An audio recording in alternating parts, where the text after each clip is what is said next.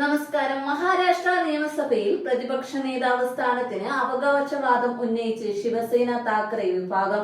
Party മുതിർന്ന നേതാവ് MLA Bhaskar ജാദവിനെ പ്രതിപക്ഷ നേതാവായി നാമനിർദ്ദേശം ചെയ്തു. പാർട്ടി നേതാവ് ഉദ്ധവ് താക്കറെ തന്നെയാണ് ഇക്കാര്യം അറിയിച്ചത്.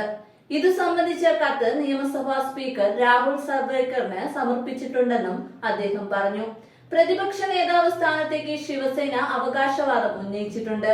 ഇത് സംബന്ധിച്ച് ഞങ്ങൾ നിയമസഭാ സ്പീക്കർക്ക് ഒരു കത്ത് നൽകിയിട്ടുമുണ്ട്. ജനാധിപത്യ മൂല്യങ്ങൾ മനസ്സിൽ വെച്ചുകൊണ്ട് തീരുമാനം എടുക്കുമെന്ന് ഞങ്ങൾക്ക് ഉറപ്പുണ്ട്. മാർച്ച് 26-ന് ബഡ്ജറ്റ് സമ്മേളനം അവസാനിക്കുന്നതിന് മുമ്പ് ഇത് സംബന്ധിച്ച് തീരുമാനമെടുക്കണമെന്നും അദ്ദേഹം ആവശ്യപ്പെട്ടു.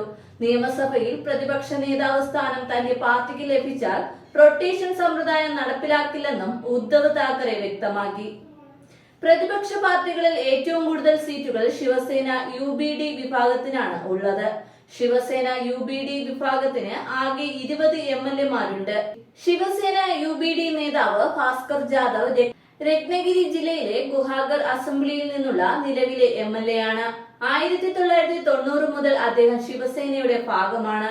പിന്നീട് അദ്ദേഹം NCPയിൽ ചേർന്നിരുന്നു. എന്നാൽ 2019-ൽ അദ്ദേഹം വീണ്ടും ശിവസേനയിൽ ചേർന്നു. പ്രതിപക്ഷ സഖ്യമായ മഹാവികാസ് അഘാഡിയുടെ സഖ്യകക്ഷിയായ NCPയുടെ MLA ജിതേന്ദ്ര അവാദ് MVAയുടെ എല്ലാ ഘടകങ്ങൾക്കും 18 മാസത്തേക്ക് പ്രതിപക്ഷ നേതാവ് സ്ഥാനം നൽകണമെന്ന് ആവശ്യപ്പെട്ടു. എന്നാൽ റൊട്ടേഷൻ സംവിധാനം നടപ്പിലാക്കില്ലെന്ന് ഉദ്ധവ് താക്കറെ അവകാശപ്പെടുന്നു. ഉദ്ധവിന്റെ ഈ അവകാശവാദം പ്രതിപക്ഷ നേതാവിനെ സംബന്ധിച്ച് MVAയിൽ അഭിപ്രായ വ്യത്യാസങ്ങൾ സൃഷ്ടിച്ചേക്കുമെന്നാണ് റിപ്പോർട്ട്. പ്രതിപക്ഷ നേതാവ് സ്ഥാനം MVAയിലെ 3 പാർട്ടികൾക്കും 18 മാസത്തേക്ക് നൽകണമെന്ന് ഞങ്ങൾ പറയുന്നു. ഇത് എല്ലാ പാർട്ടികൾക്കും സംസ്ഥാന നിയമസഭയിൽ പ്രാതിനിധ്യം നേടാനുള്ള അവസരം നൽകും. ശക്തമായ ഒരു പ്രതിപക്ഷമായി നമ്മൾ ഒരുമിച്ച് നിൽക്കണം. ഇതാണ് NCPയുടെ നിലപാട്.